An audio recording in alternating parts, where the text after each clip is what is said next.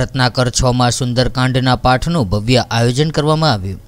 Satellite વિસ્તારમાં આવેલા રત્નાકર 6 society group તરફથી હનુમાનજી મહારાજના સુંદરકાંડના ભવ્ય પાઠનું આયોજન કરવામાં આવેલું હતું। ત્યારે આ સુંદરકાંડના પાઠનું પઠન નંદકિશોરભાઈના સ્વમુખે કરવામાં આવેલું હતું। આ પ્રસંગે સોસાયટીના રહીશો મોટી સંખ્યામાં ઉપસ્થિત રહ્યા હતા અને પાઠના અંતિમ ચરણો બાદ સ્વરૂચિ ભોજન સમૂહમાં લીધેલ હતું।